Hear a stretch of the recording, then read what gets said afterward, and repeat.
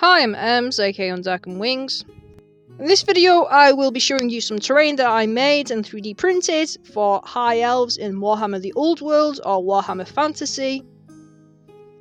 Please do like, comment and subscribe, it all helps my small channel grow and gives me the motivation to keep making these videos. High Elves were my first Warhammer army way back in 2003, and I love making terrain, so I thought it would be cool and nostalgic to try and make some terrain myself once again, as I used to love making them when I was younger. First of all, I have a tower which I've 3D printed, and this is done in parts in resin. The resin I used to print this is this dark beige tough resin. It's really lovely, and it's a company called Nova 3D who sent me this out. So this file is in parts, and you could print it even bigger if you were going to do it on FDM. However, I did it in resin because I still need to fix my FDM machine. Anyway, there are like a bunch of High Elf related files out there. There's some free ones on Thingiverse if you type in High Elves, but there are much better quality ones if you have a look around, especially these towers like these. And I'll try and put some of these in the link in the description below in case you're interested in purchasing some of these files. Then again, there's probably some Etsy stores out there as well which do sell these if you don't have a printer. I might get some more of these ones in the future, as I think it would be cool to make a full board of these, but we'll see how we get on.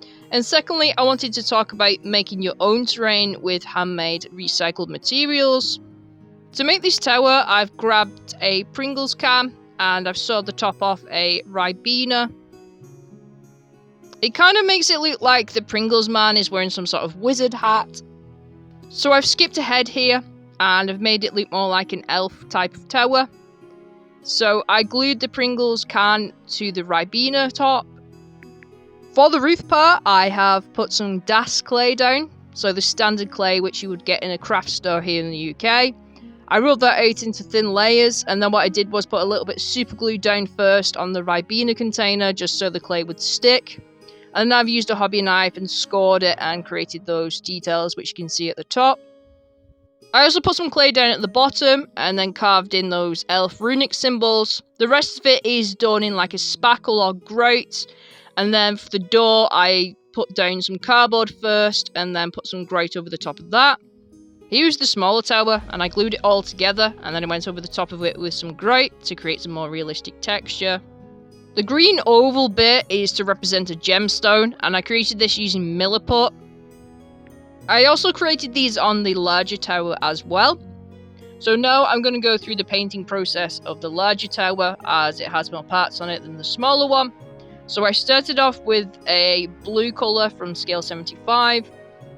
Normally I would use cheaper paints, but I am running out of my cheap craft ones, so I need a good trip to the art store. Anyway, and I've grabbed a Hataka Hobbies dark blue. This is another great brand, but I don't use this paint a lot, so I thought I might as well use it up. So I've thinned it down and I created more of a wash consistency, and this will go into the grooves and the recesses of the roof.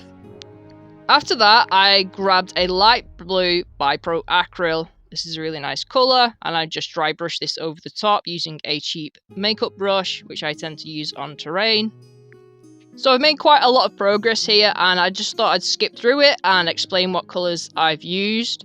So to create the rest of the tower, the lower half, I've grabbed some Pro Acrylic paint, so I've got ivory, and then I went over the top of that with some bright ivory, so it's like an off-white type of colour. I then used some Doombull Brain from Citadel and also some Deathclaw Brain to create some highlights on the door. I then used for the trim on the gemstones the polished copper from Darkstar Molten Metals. Lastly, I'm just going to paint the gemstones, so I've just used some black paint first, and then I've used Pro Acrylics, so I've used a burnt red, and then I'm just painting this in a semicircle, so I'm following the guideline from the High Elves book again. After that, I grabbed a brighter red and created an even smaller semicircle. I grabbed an orange from Pro Acryl and I created an even smaller semicircle around the bottom. I'm trying to use up a bit more of my paints, as I do have like an abundance of them because I do get sent them out for review, and then I think, well, they're good paints, but then if they're just sitting on my shelf doing nothing, I might as well use them up. And I would normally recommend just using craft paint though when it comes to terrain if you can.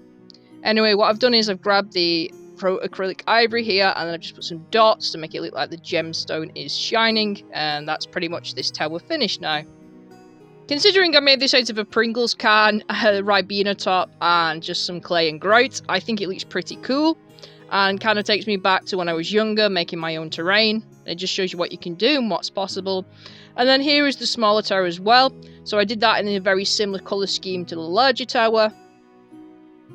But it just goes to show you what you can make out of limited resources, and the power of 3D printing now. There's absolutely loads of different files out there.